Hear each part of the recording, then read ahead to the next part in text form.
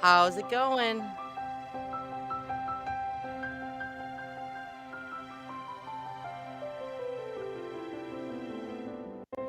Hello, hello. There we go.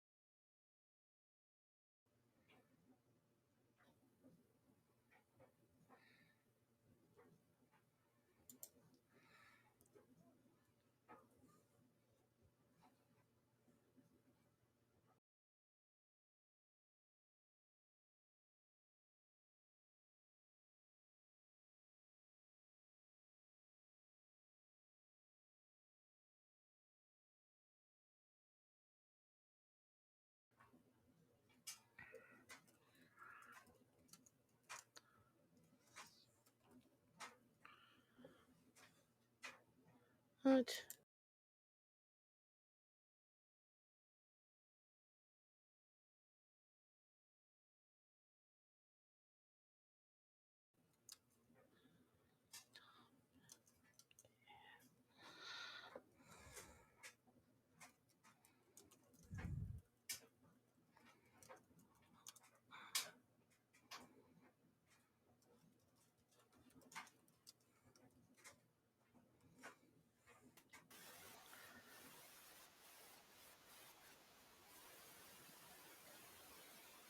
All right, Okay. now can you hear me? Yeah, I can you hear me now? Yeah. Good. Okay, I don't You know know, what's it, going on. it was my end. I forgot to unmute. Oh, okay. Well, we're doing. We'll try again next Wednesday night. We'll try again on the laptop. But either way is fine. I gave Josh um, bedtime medicine, and his he's wet the bed 3 times this week. So I gave him um, that medicine early so I can get him to pee. So so we're doing good. He's in the chair, All right. covered up. He's got his. I guess I can turn the light on so I can see him.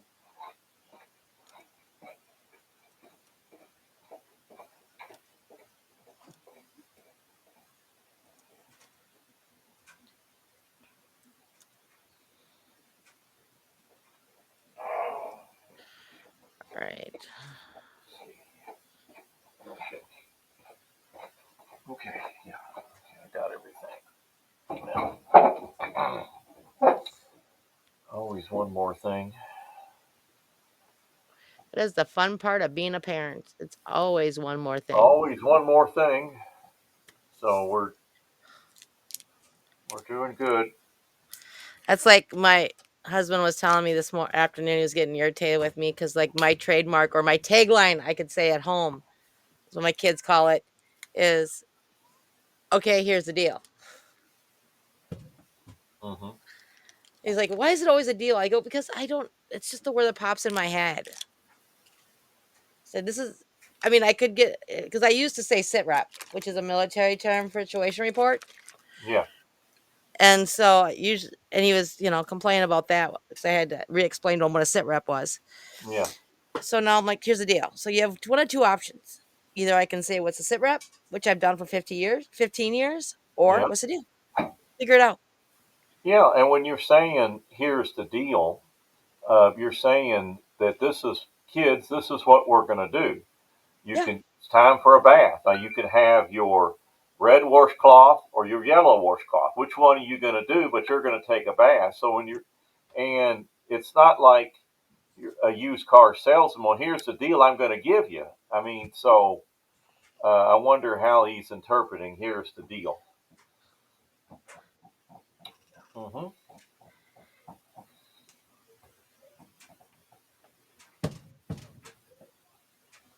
Yeah. And like my house, so bath is a big deal in our house. Bath is like water running constantly. Yep. Gosh, my water bill is. I'm a plumber and Oh, I've got 3 leaks. So as usual, my water. I y- was looking for my water bill. did you know that because Josh is special Hmm. and Josh is a water sensory kid, it is required for him to have water for his mental sanity, and it's actually an occupational tool. Okay. So you can actually write off part of your water bill on your taxes. Okay. I'm gonna set a reminder. I'm gonna do that right now while we got a chance. I mean, I don't. I'm just gonna send myself a reminder in January of next year to tell the tax lady that. So event. So. Because my tax guy was at our house helping me with the taxes. Hmm. And Dave is running in out of the tub, and Andy's yelling at him for water running, and our bill being, a couple hundred, $300 a month sometimes. Hmm. And she goes, "What's with?" And we had explained to her what the bath situation was. She goes, "You do know it's a tax write off because it's a sensory, it's an old occupational tool. It's like fidgets or compression vests. In a way, it's like an uncovered medical expense." Well, I can put down. So what I'll do is I'll put that under medical. Yeah. I'll just divide the right. I mean, and instead of telling Sally that my tax lady that she's got to find all this stuff, I'll just include it. Well, I guess I will talk to her about it in case we get audited. But okay, okay. I'm going to January of 2026. We'll do the 5th. We'll do all day. And we hit save. And then that email will. Well, did I click? I can't do two things at once. Better make sure I clicked send email because when I say just send, um, okay, I did do it. I did do it.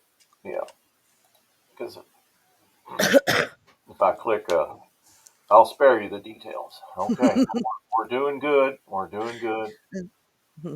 We are rocking and rolling. Right.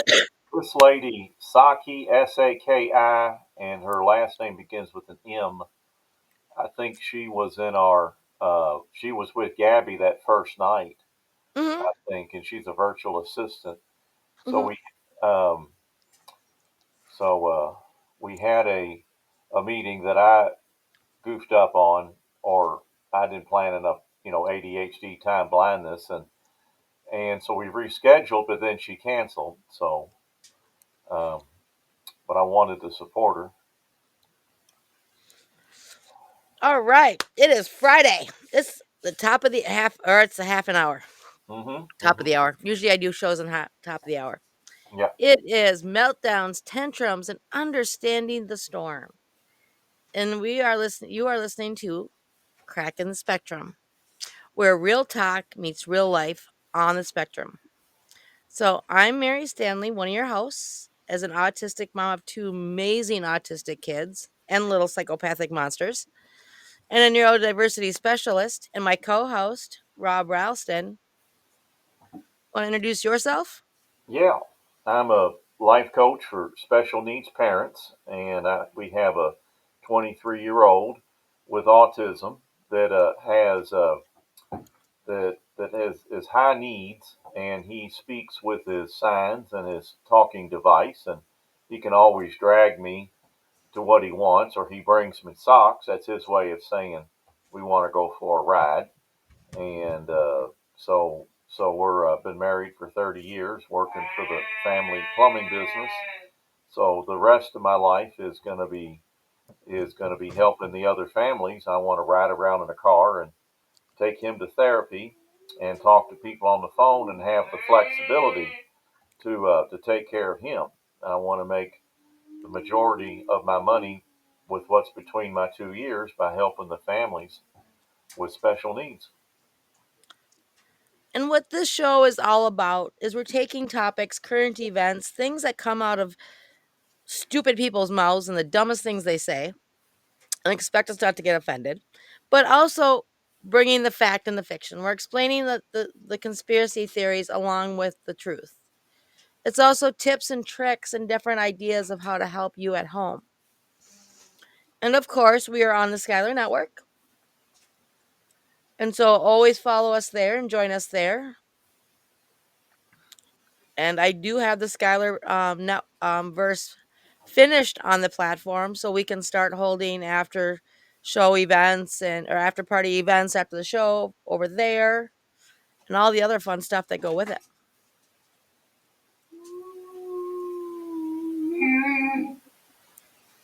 Sounds great. This,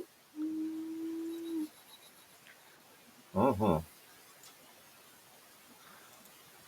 And so, if there's ever anything that you see or anything you want to know more about, pop it in the chat or pop it in the group, and we will. If we don't know it, we'll research it, find a specialist, and keep going. Yep, that's what we're going to do. Okay. And it's all about support and understanding, not about blaming. And it's about understanding things. Information is power. The more information you have, the better you're able to deal with things and be able to help situations out. So, Rob, do you want to start with temper tantrum and meltdowns, or do you want to start with the RFK and he's just an idiot? Well, uh, let's do meltdowns because do that first because that's what we put out on the episode title to other people that are tuning in. And so with the meltdowns and the tantrums, uh, the the the the meltdowns is when they've lost control, and you can look at a meltdown like a nuclear power plant. And so the tantrums are when they're not getting their way. So if Correct. you have a child that's lost control, that's lost uh, the ability, is lost responsiveness, no matter what you say, it doesn't matter. You could say, okay, here, do it, and they'll still be melting down because they've lost reason. So if you say, okay, here it is, and they immediately stop, then that was a tantrum for manipulation, or a tantrum because they were mad because they weren't getting their way. So that's a good way to test it. And uh, with Josh here, that it's not a lot of meltdowns. That comes in the catatonia that we talked about last week. So with him, But that's what catatonia is an extreme right, meltdown. it is catatonia is an extreme meltdown, and that's different. Like when you see a child as a parent, then your child's flipping out and having a meltdown and uncontrollable, then that's the kind of meltdown that people see. Now, the catatonia for the new listeners, when Josh does that, he's running around the house, pushing tapes in and out of the VCR, and trying to bite himself and gag, and just is unresponsive. And when he stops, I get my son back. I mean, it's like okay, well, what are we going to do now?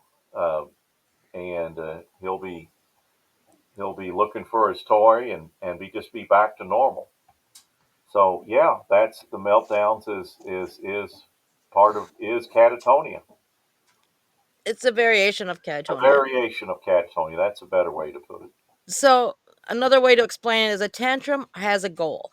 Hmm. So it's driven by what the child wants something or trying to get a reaction out of you. Yep. You know, it'll stop suddenly when the goal is met or when you grab their attention. But a meltdown is a total loss of control. And it's usually due to overwhelm. Hmm. It can be sensory, it can be emotional. Yeah. They just get so frustrated.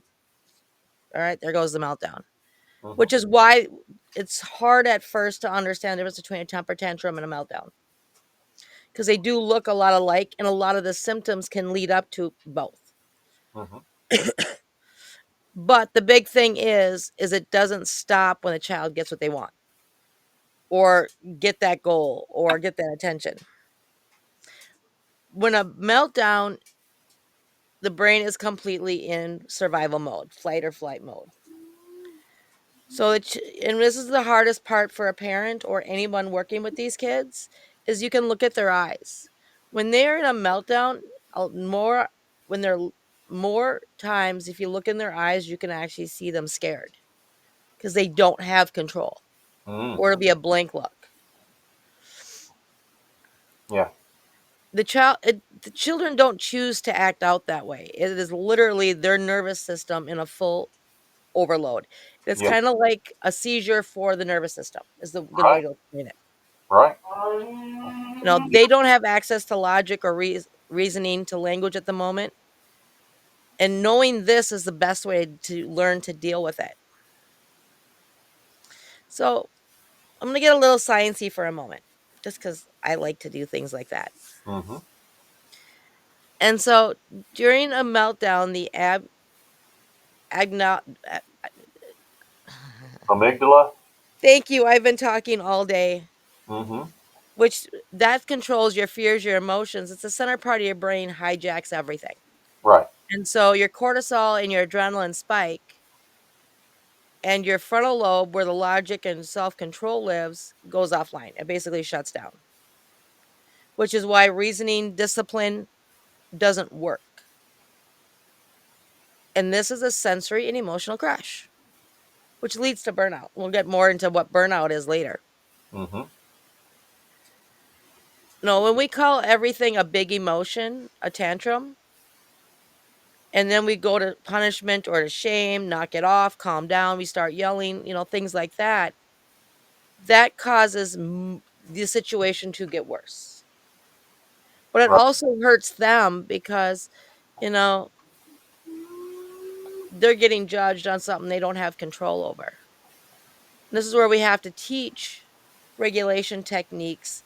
And it's not just teaching what to do in the moment, it's teaching how to understand before the meltdown happens, when they start to feel it. Because it's not it's a sudden, but it's not. There Right. are warning signs in place. Hmm. So it's looking at um, things like the body language. Right. Are they getting more rigid? Are they um, pacing the floors? Their tone of voice, is it changing? Are they starting to shut down? Taking longer to respond to things? Are they starting to do echolalia or stemming? Hmm. Those are all starting warning signs that something is going on. And then you're looking at different triggers. Is it sound, transitions? Is it hunger? I mean, even subtle things at times, depending on what goes on during the day, such as uncomfortable clothing or a strong smell, depending on what their sensitivity is, can cause a meltdown. Hmm. And the very first thing to do, because your kid screams, they're meltdown, they're driving you nuts. And it's so hard on parents because we can't fix the situation. When your baby's young and they cry, you can make them stop, pick them up, feed them, change their butt. Mm-hmm. When they're this age, when they're older or, with this issue, you can't just instantly make it stop. So Right. you feel frustrated because you're helpless. Right. And the best thing to do, and when you get frustrated or you get upset, it, uh, notice your body change. Right. And the muscles that tighten are always your neck and facial muscles. And when your face tightens, your tone gets harsher, which will actually fuel everything into more chaos. Right. So if you start wiggling your jaw back and forth, you actually loosen those muscles in your face, which Right. will instantly soften your tone, which will help you relax. Because when your muscles are loose, you're loose. That's right.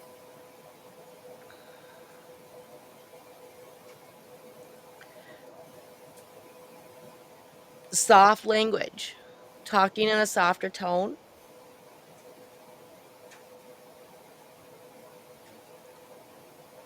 and knowing your kid's reaction. So if they're in a meltdown, it is perfectly okay if they're in a safe space.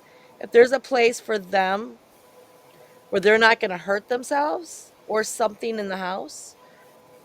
And this is why I always tell parents to create a safe space first, a place for them to go. Right. It's okay for you to walk away and just give them the moment.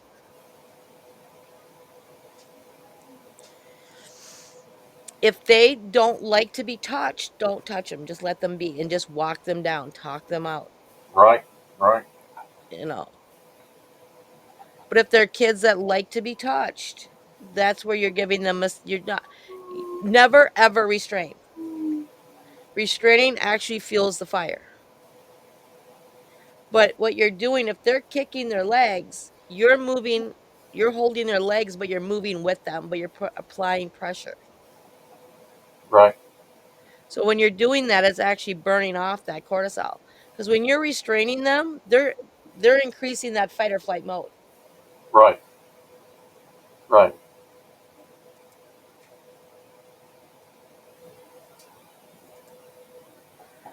Yeah. And what we do is we have the weighted blanket that we have an adult side weighted blanket from Sensicom. And so, like the other night, Josh was he was angry. And usually we have these episodes of anger and then tears and then laughter. So this was in a row. So he was angry and he was we've got holes in the wall right there where at his seat by the kitchen table. And so when he does this, he'll throw the stuff off the table, and so what I do, I just move it like his iPad that he talks on. It's in a big case, but I'll just start moving the stuff off the table that he normally throws, and I'm ready for that. Then I'll say, go lay down, and then cover up, and that is the safe place, is laying on the couch and covered up with the weighted blanket, which gives him that deep pressure that's burning off the cortisol, as Mary said, and that's what we do, And that works. and it works. And earlier we did the weighted. You can do the pressure vest, and it's like thunder shirts, for dogs, and so some of this stuff does cross over, and that seems to work. So so So for parents who can't afford weighted vests because they're expensive, yep, and you have to have them measured and fit precisely by weight and size of the child. So as they grow, you have to buy new ones. right, My right, son figured out on his own mm-hmm, taking a life jacket, especially like if you're a child's life jacket's a little bit smaller, mm-hmm, and that works the same as a compression vest and is a right, lot cheaper. right. Amen, amen. I've never heard that. That I need to put that out to the autism group here in Louisville. That's great. I live in Minnesota, land of 10,000 lakes. Yeah. You Mm-hmm. can buy a life jacket at any garage sale. I know. And my son, that's what he did. He would wear that stupid, and it was a Mickey Mouse, that we still have it. It's his security blanket. We can't get rid of it. But um and he can't wear it anymore, but he can't zip it up. But he would live in that thing. And And he he would always say it was tight. He liked that tight on his chest. amen. And the doctors go, it's the same thing as a compression vest. Because Great. I'd explained to the doctor why I was wearing it. Because they're going, where you going, in a boat afterwards? I go, nah. I live in Medford. There are no lakes. That's his calm down compression vest. And Yeah. that's what. There's so many other cool different tricks that don't cost as much, that actually equals out to what the expensive thing is.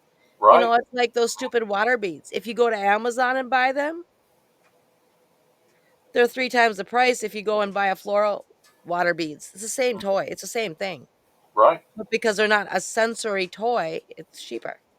It's Yep. like buying a baby chew toy instead of a chew toy for that's labeled autism. Yeah. Yeah. And I think that the sensory catalogs, and now they're all online, that can give you an idea. So you look through there and say, okay, what this an occupational therapist, they've consulted with them and they've designed something, and so you can figure, okay, what do I have around the house that can do that? And actually, the baby chew toys, Yeah. the teethers, are Right. better for kids than the actual sensory chew toys, Mm-hmm. especially because a lot of my kid included, my son, Mm-hmm. doesn't like toothbrushes. Aha. But because he chews on those baby teethers that have these little bristles on them, Mm-hmm. it does the same thing as a toothbrush. Great. Great. And dentists will actually recommend the baby teethers over the chew toys. Great. Good deal. The big thing to remember is that you are the lighthouse in the storm. You're that beacon that they're looking to for support. Right. You don't have to be the rescuer. You're not the fixer. You're just that steady presence helping them and guiding them. Mm-hmm. When you realize that, it relieves so much pressure off of you, because you don't Right. have to help guide them or fix the problem. It's just letting them be and walking them and calming them and just talking.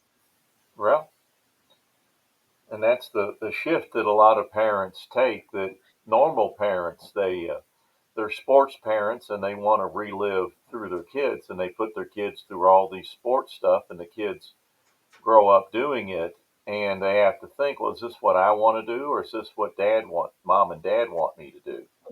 And so then that's another shift that you take when you have a special needs child, and you do that shift. And even for regular parents, they they have to, your job is to keep your child safe, be a guide, raise them, have discipline, do all the good parenting stuff. But it's not all one thing. It's not drill sergeant, and it's not helicopter moms. And you have a balance of both. And that's the hardest part, is not being a helicopter mom or dad when you have special needs kids, because you want to protect them. Yeah. The world sucks, Right. especially for these kids. Right. You know, and Mm. that's the other thing, after the meltdown happens, if you're exhausted, they're 10 times more exhausted. And a Amen. lot of times they're even embarrassed, depending on how old they are, because they don't have control over their actions. Right. And this is where you reconnect and you repair and you start the co regulation techniques, Right. and just emotionally, safety is built in. When you're sitting there talking to them and just telling them you're safe, we got through it. That is one of the most healing and most best things you can do. Mm-hmm. That's right. And this is where, as a parent, it's the hardest thing to do, but trying to get it through teachers' heads and professionals that work with your kids, and explain to them what meltdowns are and how you deal with the meltdowns Right. at home so that they can do the same thing. That's right. You got to be consistent and be ready to. And what popped in my head is if you've got a teacher that you like that's very stern, and you're thinking, well, okay, what's at risk? Is there if I model that, if I change my thing, because I can't change the teacher, and I like the school, and so do what's at risk to okay, can I model that behavior? What's at risk to have more discipline? Is this teacher way out of line, or maybe I'm a helicopter dad? And so that's what I've struggled with and kept in mind because I am the helicopter dad. I'm not, and yep, you gotta keep looking at that. And this is where it's important to get a copy of the IEPs before meetings Right. and making sure this contingency is put into your IEP. This is Right. what you do when this happens. And like That's for instance, I have a PowerPoint or a PDF file that I send to school. This is my kid. This is what I do it every year if it's the same teacher. This is the right. progress we're making. Yep.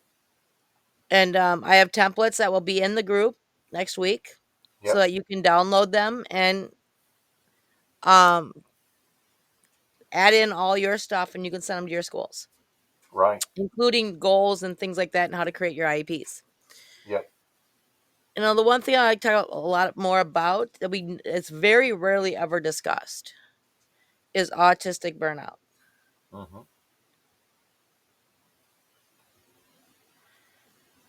And what it is, it's not just being tired or stressed out. It is a chronic state of exhaustion, Yeah. both mental and physical. Yeah. And this is caused by masking or sensory overloads or constant Yep. efforts to adapt to a society. Hmm. You know, a lot of things it can look like is depression. And a lot of times it's in autistic individuals, it's misdiagnosed as depression. Yep. Um, Withdrawal, aggression is another one, and even physical pain. Yep. And burnout can build up over time from having too many meltdowns or too much pressure and not enough downtime. You know, sometimes when you talk about, Josh, I wonder if that's part of sometimes his issue. Yeah. Um, he has a lot of. We're not drill sergeant running them 24/7. I do worry about all the stress that's on an autistic child that I as a regular parent with ADHD, not severe autism like Josh, I don't know what's going on. So yeah. Well, and you don't have to be a drill sergeant. I Hmm. mean, it could be little things. And it's burnout happens more with nonverbals than it does with verbals and depending on your environment Hmm. because they can't explain what they're going through. So you can't Right. tell the signs. Yep. Like they can't physically tell you that they're tired or their leg hurts or this is going on or this is going on or I just need a break. And this is where you got to look at the signs. Yep. And it could be simple things like weather changes. You know, Right. a lot of sensory kids are prone to the changes in the weather, the changes in the seasons, Yep. magnetic fields, different pressures. Right. Like old people with injuries, you can tell the pressure is changing because your bones hurt, Yeah. your joints hurt. Yeah. It's similar to them and they go through that. I notice a lot with full moon. My kids don't sleep. They sleep less than they normally do. Yep. Because one of my our chiropractor, every time the clocks change, he talks about that messing with the kids. Now I don't know if it's the spring or the fall, but I've heard him say that More in the spring than in the fall. yeah, because you're that's right. because it's lighter longer, Mm-hmm. so it really screws our sleep patterns. Yep. Yep. And Josh is crashing, so I'm going to walk over here and try to get him to go to the bathroom so he doesn't wet the bed in the morning. Carry on, Mary. I'm close by. All good. So we do have the call-in line open, so if anyone wants to jump in and ask any questions, have any comments, anything like that, you're more than welcome to. You know, Go easy. Come on. and this is the hard part, is that a lot of people will say, "Oh, my kid's doing really well. They'll overcome their issues." And a lot of kids do. You can overcome a lot of your issues learning how to self-regulate. And there's the masking part where they bury everything. It just depends on how they're taught. But they're pushing past their limits. And when they crash, it's deep. And we need to start learning how, as a parent, and I struggle with this at times too, is recognizing the signs like shutdowns, the changes in speech, refusal to engage and just want to be left alone, or just constantly being overwhelmed. And the big thing is we got to remember that burnout isn't just a weakness. It is the body and the mind saying, or the brain saying, I can't keep doing this. I need a break. The answer isn't more therapy to fix the problem. And it's not stricter routines. It's just rest, taking a break, sensory support, and acceptance. That is the big part, is acceptance.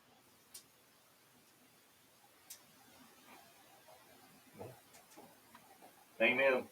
And it's the parents, they have a that my I'm wanting to do all this stuff, and I remember saying, well, Josh can have fun when he grows up. I want him to, we've got to do all this therapy to catch him up. And if I was really able to do that and run him therapy 24 hours a day because I'm trying to help, that would lead to autism burnout. Correct. And And that's the misconception, is that a lot of that happens in real world. So yeah, a lot of kids in Josh's situation, but when they're younger, will go to ABA therapy 40 hours a week. yeah, That's a full-time job. For any kid, that's a lot. yeah. That's, and I was an advocate for that when I was trying to figure this all out. If I had the money, that's what I wanted to do.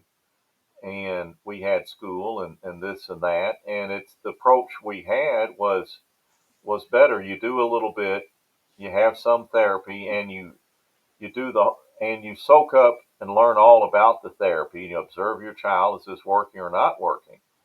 There are parents that says that you go to therapy. Well, can you fix them? Can we just do that and this will make it all better? And those parents are in denial. So you have all that's a medium. I call that a medium denial. That at least they've taken him to therapy, and they think that, well, we can just do this and then he'll be all better. Yes and no. Okay. So yes, some are in denial, but on the flip side, I was one of those parents. I didn't do all the therapies for my kids. I created my own therapies. But a lot of organizations, and one of them is and I did send you a copy of my assessment, didn't I, to you, Rob? Yep, you did. Did Hmm. you read the end of that assessment and why I was supposed to do ABA therapy and do 40 hours of it? I have not. Okay, when you look at the one of the back sheets on that, it'll tell you straight out, because he was so severe. If I don't do their therapies, which was over 40 hours a week of ABA therapy plus speech therapy plus OT therapy. Okay, my son was 4 years old when he was diagnosed. Then if I didn't, by the time in a couple years, by the time he was 6 or 7, he would have to be institutionalized because he would be out of control, or he'd be in a group home because I wouldn't be able to handle him at home. That's what we need to change, is these regulations and them allowing to say that to a parent. Because I wasn't in denial about it, and I got scared at first, and then I got pissed. Mm-hmm. But, for a parent who doesn't have an attitude and doesn't have the military training to, speak up for themselves, when you're told that you need to do this, if not, your kid's going to be in a psych ward, you're going to do it. You're going to do whatever it takes to And help them. So I blame a lot to do with these institutions that do the assessments and offer the services. Because if they're threatening you that way and telling you that, you're going to do it. yeah, I mean, it's very bad that you have the parents. They got so much going on. They've got shame and guilt and fear, and then they're looking for experts, and the experts are just giving an opinion, and they don't the parents don't know enough to realize that this is just one person's opinion, and there's all sorts of opinions, and it's terrible. And that's what we both do, is that I coach and you mentor, and we give these parents the tools. I help them sleep better at night, and then you give the mentoring, and then they can say, okay, I've got a plan. I've got people to ask. I don't understand all this stuff, but I have more information, and I'm going to sit with my child, and we're going to enjoy these activities, whatever we're doing, and we're going to have peace and joy, and we're going to get through this. So you're taking them to a calm place versus a scared, got to do something, got to latch on to one doctor or one idea or one piece of advice, because Well, that's all we got, like a life jacket. and this is the best part of COVID, was the fact that a lot of these things became available online. I've Right. always been online because I live in the middle of nowhere. But for Mm-hmm. me, like I have 2 services in my area. That is it. So you don't have, if you live in small areas, you don't have resources. So you're Right. going to take the only resource you can get. Mm-hmm. We took him to like a preschool for kids where after he was diagnosed, and he bit another kid. He was 3. Okay, I don't condone biting, but all 3-year-olds bite. I don't care who you Right. are. Yeah. But because he had the autism diagnosis, they deemed him a threat to himself and others. And the teacher, every time he threw a fit, because he had that label now, he would get what he wanted. So he learned to throw temper tantrums because he knew he'd get whatever he wanted. So they never helped him. They just encouraged the bad behavior. And that's the sad part, because these kids have a label, they get treated differently, one way or the other. Yep.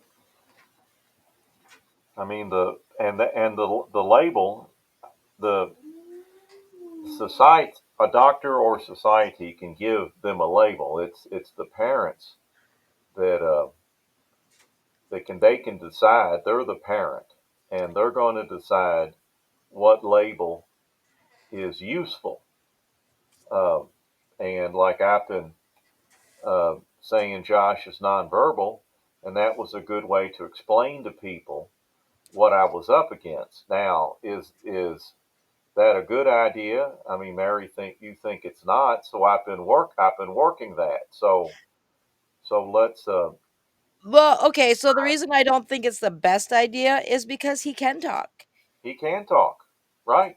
And I think that when I'm and I to our listeners, then I said, then I spoke it differently when I'm trying to uh, in an alignable networking thing, when I'm trying to get across what I'm up against, then I use that. So I haven't.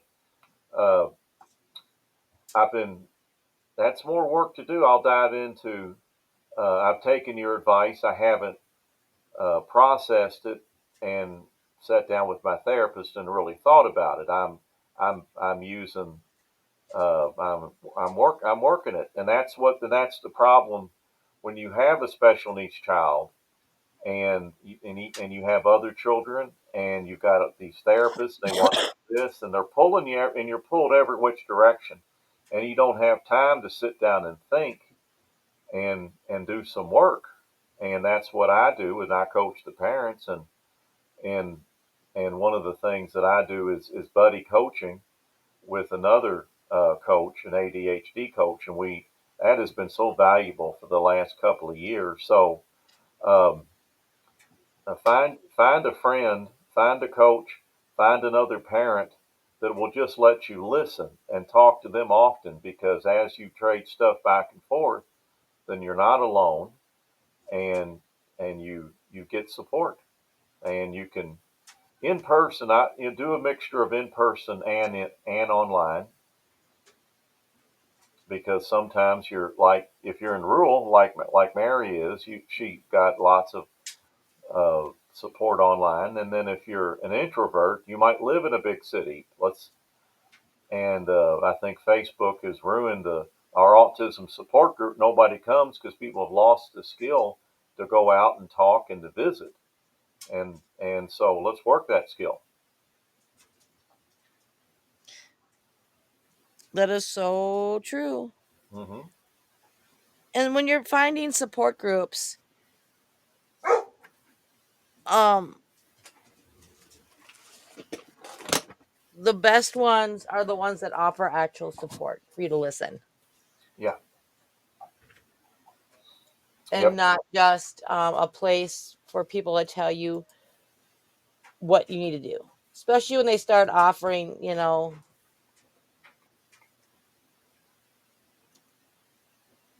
um,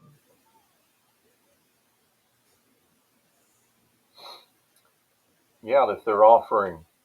If they're like in our support group, we had the lady that knew all the resources, and then I was the coaching thing, and then we had the foot up the butt drill sergeant mom and the hand holding mom and the resource mom, and so we handled it that way. So you could have a support group that's very big into this type of therapy, and that's not what support groups are for. We have to be open minded, and I think that like if we do the political conversations, you have to let go and let God decide what's a good idea or a bad idea. And here's the third answer: either way may be fine. So it's a good practice to stay away from absolutes and to look at those absolutes. Sit down with your therapist and work out where these beliefs come from and what's at risk to back off from that stuff, and look at who you hang with. You are a an approximation of the five people you hang with the most, and that includes your online people. So be open minded, because that's the tool that us special needs parents need, because we've got incoming. We've got all our child's running around doing all this stuff. We've got all the advice from everybody, and that's a good problem to have. We have to take a break and settle down. And I love this teaching Mary's given us tonight about uh, not be 40 hours of ABA. Know what's going on and choose what's best for your child. You'll try it for a while, and it work or won't work, or you'll outgrow it, or you'll find a better practitioner to do what you're going to do, and you go forward one day at a time. that's it. Amen. Amen.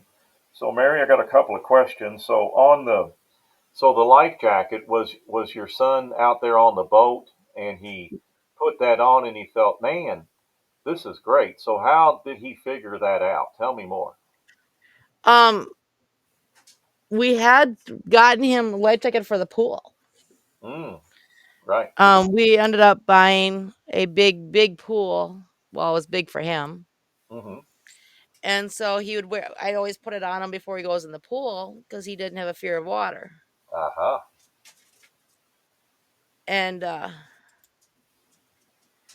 um, he was just started living in it.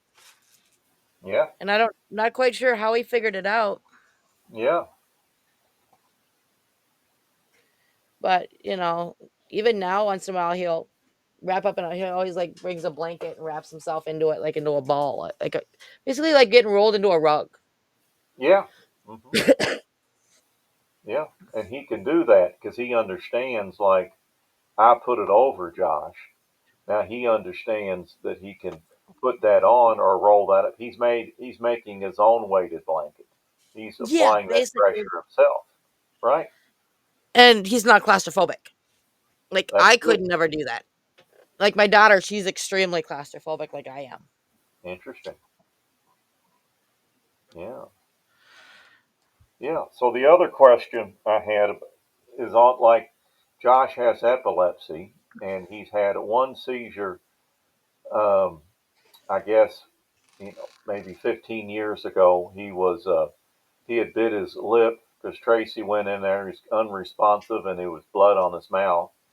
And so we started the seizure medicine, and he had a couple more kind of like absent seizures, and then he was completely wore out afterward. So he's been on the medicine, uh, I mean, the rest of his life, and we've never had um, any problems. We had oh, now I forgot what they call it, the other medicine for in the school in a pack to stop the seizures.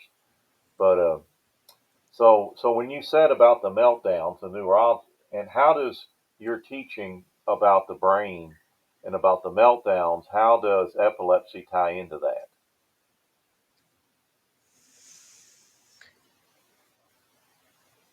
Um.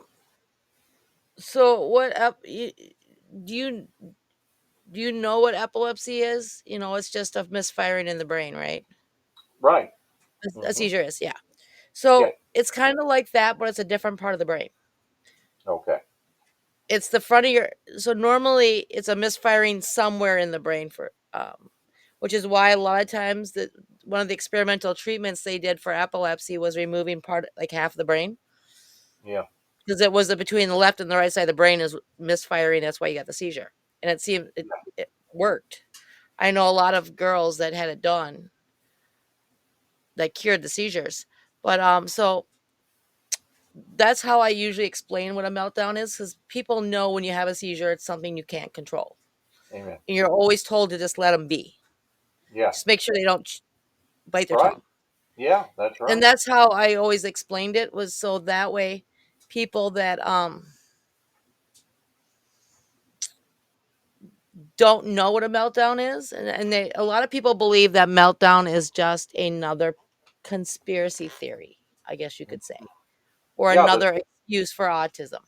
Well, what There's, they could be saying is that they think they're really having a tantrum, yeah. and that you're using the term meltdown. It's a conspiracy theory. He's just having a tantrum.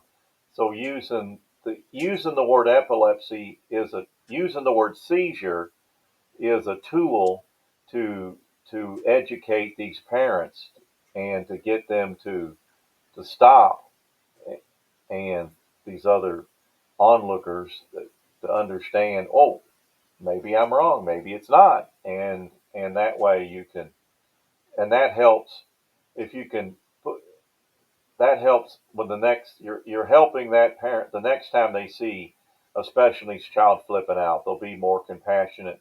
Maybe they'll help.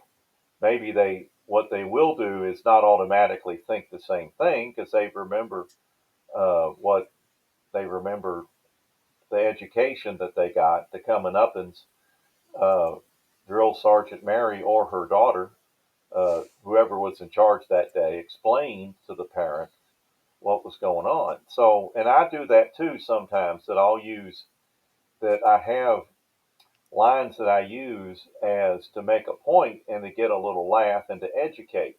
then sometimes I think, well, maybe I should research that because I'm speaking as an expert, and and and and it's up to, that's the caretaker part of me. It's up to every parent. Don't trust, don't trust, uh, distrust everything. Research everything. Make your own decisions, because people are uninformed. People have an agenda. People are manipulating you.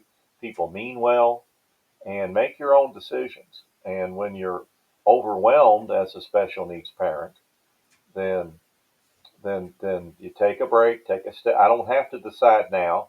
I'm going to research this. I'm going to get lots of different. I'm going to get a foot up the butt. I'm going to get opinion from somebody who's aggressively believing this, and then get something. So because I'll get lots of data. You learn more from your enemies than you do your friends, because your enemies don't care about your feelings, and they lay it all out. Well, if you listen, then that's a gift, and you can learn. And then you ask your kind hand holding person, and you'll get the same information but in a different format. And the more times you ask for information and you do some research, then you get better. You get more versed on the subject and more versed on the people that are giving you the advice or the support.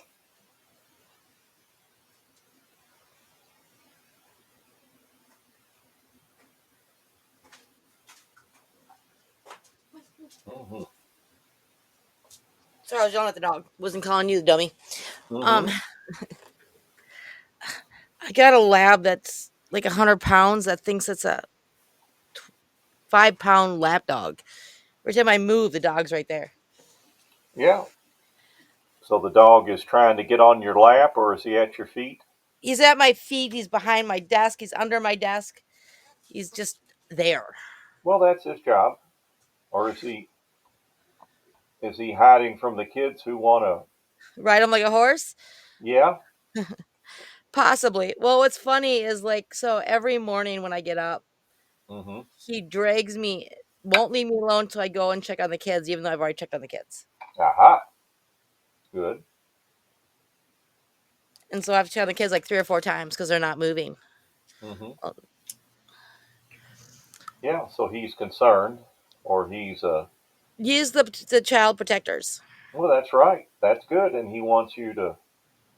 Um, he's saying, "Come on, let's check on the kids. They're not moving," and that's great. That's It great. can be a pain in the butt at the same time. Hmm.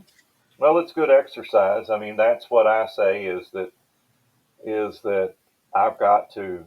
Buy, I I I have to take care of myself so I can take care of my wife and my special needs child. And so when he throws his toy down the steps, I mean, I could um, block that off, or he couldn't do that. But it's good. I'm not going to do that because it's good exercise for me, and he loves doing it. And now there are some. I did put a door up in the inner office, and I try to corral him in there, and he will just pull me to the door and wants to go out to the outer shop, and I've got him the other door where he can't go down the steps. So I try to balance that out. There are times when this is good exercise. It's what he wants to do. And sometimes I'll, no, we're not going on a ride every 37 minutes. And I have more time to do other things. That's it. And that's the thing we forget about as parents is Hmm. taking care of ourselves. Amen. That's what the parent, and you have to have a hobby that's that's that you can distract yourself with, because I worry about Josh all day long, and I'm like the the latest thing I'm into is internal family systems. It's the same thing as we did in the Mankind Project in our men's therapy groups, and my wife is in the woman's side of it. And so if you can have a hobby that ties into what I do for a living, which is life coaching, either because that helps me and it helps Josh, and it so find a But is hobby. that really a hobby if it's still what you do for work? It's not taking your mind off of everything. You're basically still working. that's a good point that I was thinking. I was about to say, don't do sports. Do something that you can do lots of things. I don't like to say kill a bird with one stone because I like birds. Now, so maybe not maybe that you should have a another hobby, and I do. I like to watch the YouTube channels on the car rebuilding the car stuff and the homesteading stuff. So, but there again with homesteading, I'm also the prepper life coach, and so then I'm picking up stuff there. But some of that homesteading stuff is actually pretty interesting. Like there's some videos that are really cool. Yeah, My son watches them. good. Like they're over in the rainforest and Mm-hmm. they're building like these mud huts with these big Right. look I mean like mansions with swimming pools Mm-hmm. with just sticks and mud and um leaves and palm trees and stuff. It's really cool. Right. And that's great if you can have a hobby. I mean, you have to have a distraction. You have to have some fun. And if you can, if like Mary, when you sit down and watch those sons with shows with your son, then you're having togetherness and it's educational and it's what he's into. And then okay, mom's sitting here with me, and the dog comes and lays at your feet, and and that's great. See, our family hobby is video games. We got the Switch. Good. And so we play like Donkey Kong Country or Mario Brothers, or we got the dance games. Yeah. The kids love Mario Kart because mom sucks, Aha. Yeah. Mm-hmm. or like things like that we do. Yep. Or we'll do like those cool wooden 3D puzzles that actually move and work. Like we had the globe that we just finished building for Christmas. Great. So it lights the globe actually lights up and it spins. Mm-hmm. And then mom's other hobby is serial killers. I like watching shows on serial killers. Yeah, I was. That brings what popped in my head is the first aid. I mean, the women's self defense thing, and about ladies would have the long hair. The bad guy grabs them by the hair. So I was the lady that watches Josh is has that long hair. And we were talking. She's a prepper, and we were talking self defense stuff. And I said, now, are you prepared for bad guys grabbing you by the hairs? Oh yeah. So, That's and that's the biggest mistake when it comes to long hair. hmm Is you think that's a tool for you, it's actually a tool for us because you grab our hair when it's long like that. hmm You're grabbing it by the end, you're not grabbing it by the head, so we yeah, can move. aha, good. hmm Yep, that's great. That's great. And I think that yeah, I'm very sensitive, and I can't, I couldn't, I that's not a hobby that I can't even watch. Like there's a documentary called Vaxxed, and if you Google Vaxxed and oh, oh, that nice lady reporter, I can't think of her name, but it's a documentary about vaccines and stuff, and I'm too sensitive to watch it. I'm not going to watch it. There's something else that I'm too My sensitive husband's the to watch. same way. Like he can't watch like 911 or any emergency Interesting. shows, any fire shows, Yeah. anything like that because it freaks him out. Yeah. There's a And podcast called, and I think it's still up. They stopped doing it, called the Beta Male Revolution. And it was a joke because you got alpha males where the guy would hang with the ladies in the kitchen where the mom went out there to do the adventure stuff. So interesting.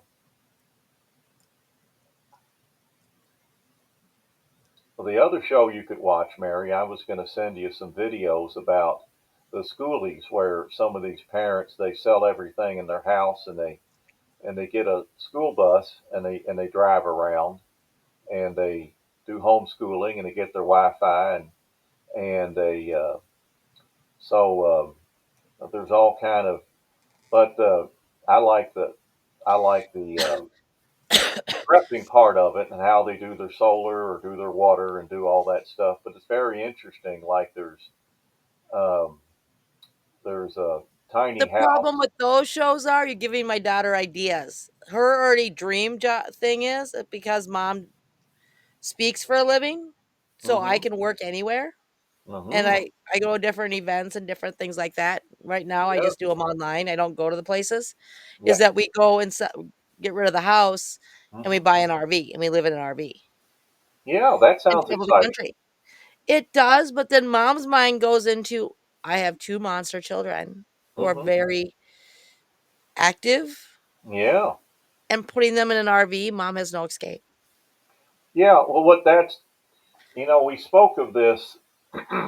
Yeah. So my solution for you to consider is to watch these videos, and I'm going to send you some that have the school bus. The school bus is very long, and then you can and and then you can also um, you can be outside. Like if you're camping at the Walmart parking lot, if you can get away with it, then you can walk through the store. Like you all can ride around and go walk. Like in the wintertime, if you're in a unless you're going to chase 70, like a lot of people like to do, 70 degrees, is you go to Walmart, I mean, or the Home Depot, and you walk around and you walk around, and you can.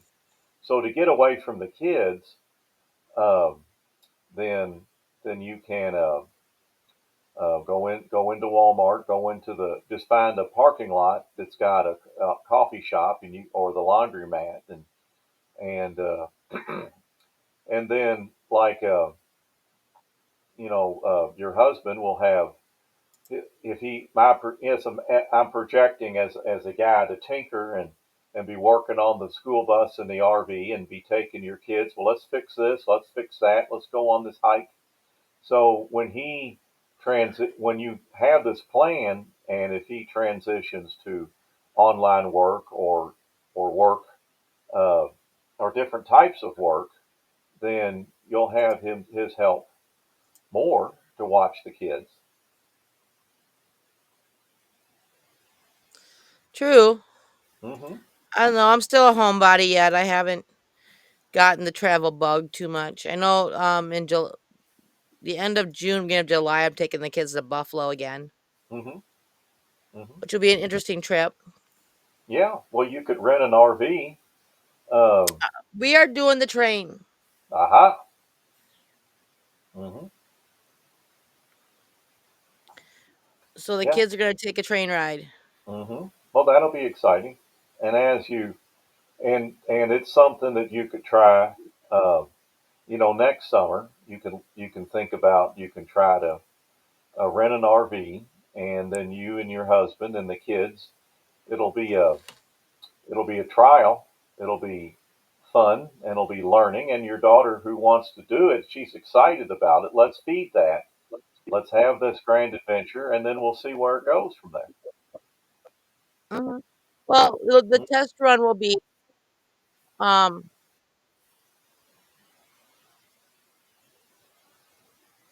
this summer. We're going to be living over at the fairgrounds for a week while Mm-hmm. we have the county fair, Great. and so um we're going to be doing that Mm-hmm. because it'll be easier for me to do that than it will be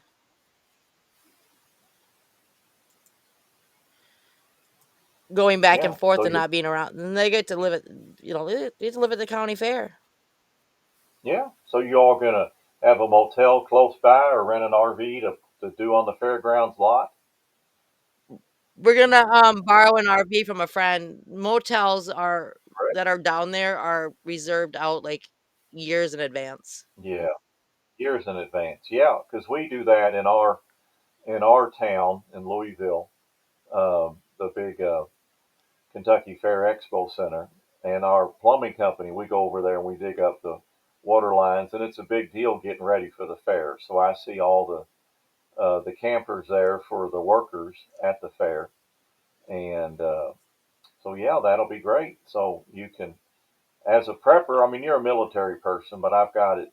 I've it's a it's exciting that you rent the RV and you can get your power station I mean, if you're going to have electric or not, and then how far away is the bathrooms, and get your flip flops to go to the showers if they have uh, for not athlete's foot, and you can get a little power station, and that'll charge up. You can Well, that's charge the your best part of the RVs. It's got a built-in power station amen. and have a little generator behind it. Great, yeah. So that'll be good. That'll be fun.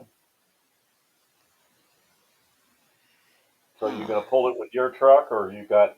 Are they going to pull it over there? Do you have a pickup They're truck gonna to pull it with? they're gonna drop it off for us at the spot we're supposed to be at. Great. Yep. Well, that'll be good, and then you can figure out. So it's going to be in the middle of summer. So whether it does it have air conditioning? Oh yeah, Yep, I that's can't be good. And without air conditioning. yeah, and you'll have to have some fans just in case it conks out, and backup plan, and make sure the windows all go up and down, and all that stuff. That's it. Mm-hmm. But then too, when the kids get overwhelmed, then they have a place to hide. Right. We're gonna bring over. We're getting a tent that is being donated, so it'll be my business will be there. So it will have the sensory tent, Right. sensory zone there, so that kids that have need a break, they can go in there and reset. Amen. Yeah. This is And I'll great. be doing the show live from the road. Mm-hmm. Yep.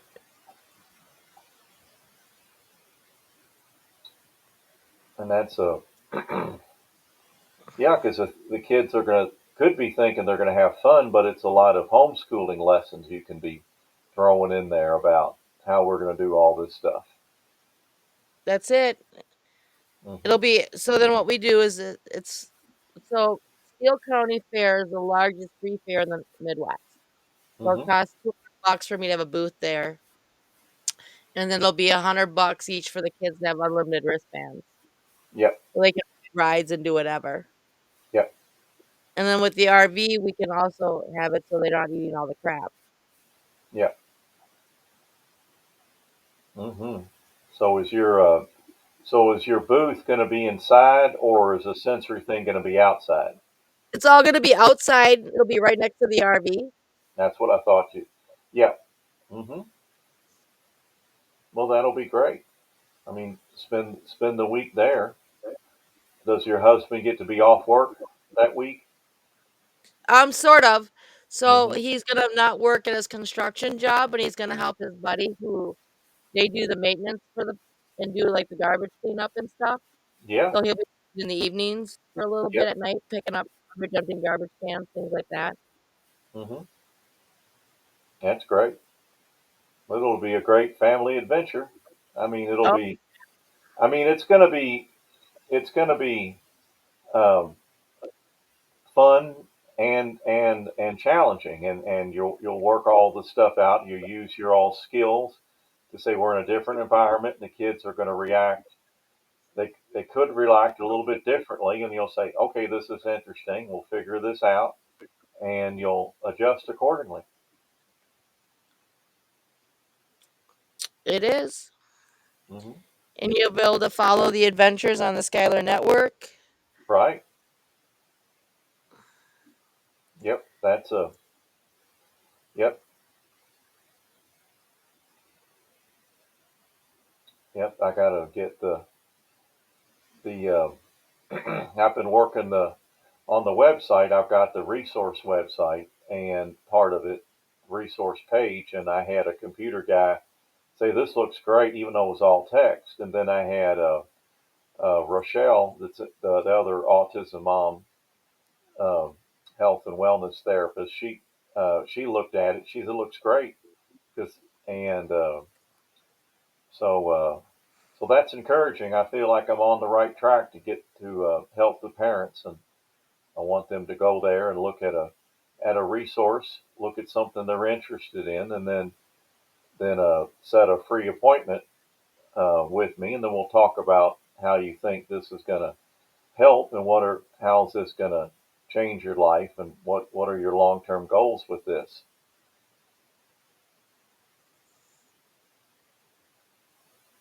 That's it. hmm hmm hmm So I'm watching Josh here. He's sound asleep. He peed real good, and he's so we're having a good night. I'm watching him. I have to take my put my reading glasses on to look at the chat here. So so good. We had a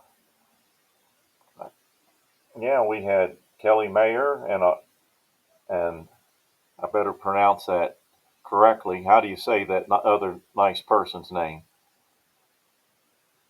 You gonna make me put my And glasses on now? aha, I'm going to make you put your glasses on. And you're too young for glasses. You're only 31. Add 10 years. Okay. Yeah, I did that joke the other day, but when you have an autistic child that pulls you around, you can't remember all your friends' Kidding corny me? I jokes. stopped counting my age at 40. I am Aha. forever 40. That's it. Amen. Amen. That's a good. We'll stick with that. Yeah, but we had two nice people jump in and thank you all for coming. And so we talked about meltdowns and tantrums, and we teased the RFK stuff. But we might do that. We might do that next week. We've gone about an hour, and You we're know, doing good. my biggest issue with the RFK thing, it's not that he's bringing awareness, it's the words he uses. Yeah. hmm And You what I know, think. Yeah. if he would stop, and I tell this, a lot of people do this. hmm So they don't say some individuals or some autistic. They say autism is this, autism is that. So then everybody fits into a category.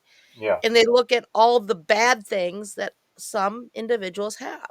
hmm You know, all autistic, because you're autistic, you're never going to date, you're never going to pay taxes. No, some will never date, some will never. But you know what? Here's my thing. How many regular people don't date? hmm How many regular people don't pay taxes? Right. And I think that he was he was speaking. What he's doing is that he's not a regular politician that just You that's can't very use bad. that excuse because he's a political family. The Okay. Kennedys are born, bred, and raised in politics. Yeah. So he's not. Um, yeah. The explanation from the Adam and Drew show, which may not pass muster with what you just No, said I there. I agree with a lot of what they said, Yeah, but the concept that, Robert's not a political person, that's crap. He's a Kennedy. that's true. That's true. His Didn't think dad of was it that attorney way. general. Yeah. I think that he speaks, that I connect with him because he speaks, he's just, he's trying to, he's, he speaks what's on his mind without much filter, without much a political filter. And so I like the attention that he's bringing for the lower functioning. And, and he's dragging and so in the long run, I think it's all good. See, I just It'd be nice if, like Barron Trump, could be on the spectrum, and if Barron could Barron and the other Trump children could talk to Kennedy and explain the different way, and the communications team could explain this is the reaction that we're getting, and can you adjust your strategy? and hopefully he will. But it doesn't help that Elon Musk turns around and calls autistic individuals parasites. Yeah, that's the other. Elon is another person without any filter. I mean, he fits the Adam the what Adam and Dr. Drew were talking about today fits Elon better than RFK, since RFK, as you reminded me, is from a political family, and so yeah, they're not helping. Elon's going to be gone pretty But soon out of the public light with the administration. the thing is people mistaken his narcissistic ways for autism. One has nothing to do with the other. That's right. Hmm. He's just an arrogant male. He's just an ass. Yeah, who happens? Yeah, who happens to be autistic? Correct. Hmm.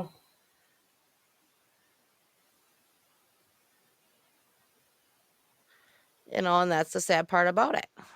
Yeah,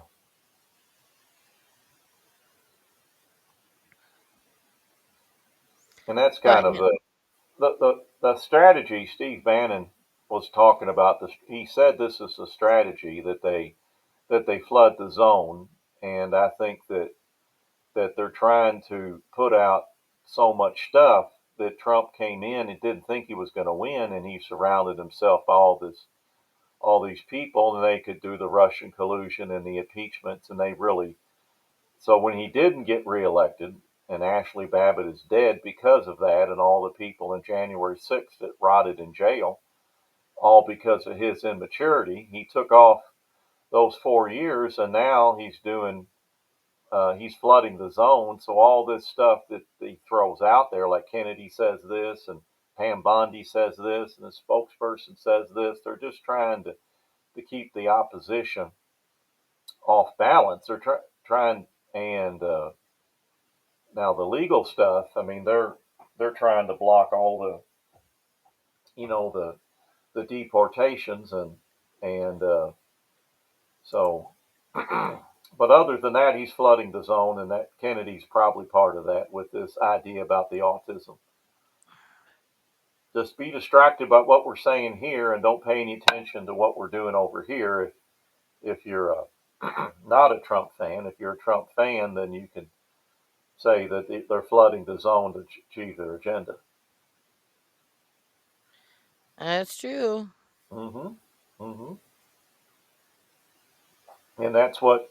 So with parents with politics is that you have that don't get sucked into that. Don't let that ruin your life. Mary and I have two different opinions. We agree to disagree, and when we get to heaven, we'll find out what's right or wrong. When I think I'm 80%, I think I'm 60% right, 30% wrong, and 10% is either way could be fine. Now I may get to heaven and find out that I'm 90% wrong.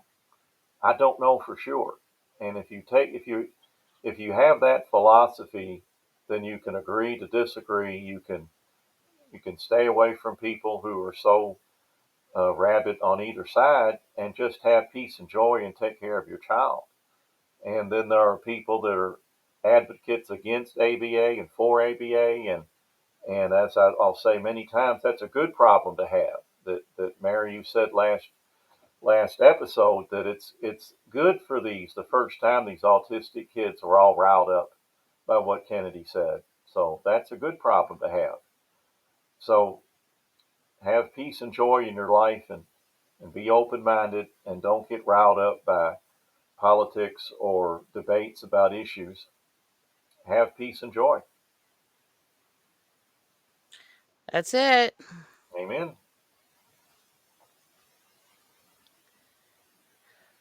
Amen. So join us tomorrow at the Butt Crackadon at 8 a.m. Eastern Time for Weekend Review, where Hmm. Linda Clayton goes over all the shows of the week and talks about different things and what to expect next week. Okay, that's exciting. We'll tune in for that. If you could drop the link in the chat. Um, if you still have the energy, Mary, but you gotta the dog is already asleep. The dog's got the plan because crack of the dawn, got to be up and warm up the microphone.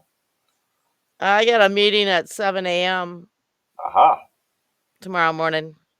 Okay. Well, I better cut you loose. Me and Josh are going to go to bed, and we've done a great show. So thanks, our two guests, Armando and Kaylee. Kaylee, I think you came in 2 or 3 times, maybe on mobile, but thank you for hanging with us. And we'll see you. We'll be back Wednesday night at 9:30 Eastern. Yep. And thanks, Jesse, for staying in the studio and listening to the show. Mm-hmm. So have a good day. Have a good night. And we'll see you all Wednesday night at Wednesday night. 8:30, Okay. That's right. 8:30 8:30. Central, 9:30 Oh, Eastern. that's right. 8:30 Central. That'd be great. Okay, I'm hitting the exit button, Mary. We'll see you next week. Bye for now. Bye for now.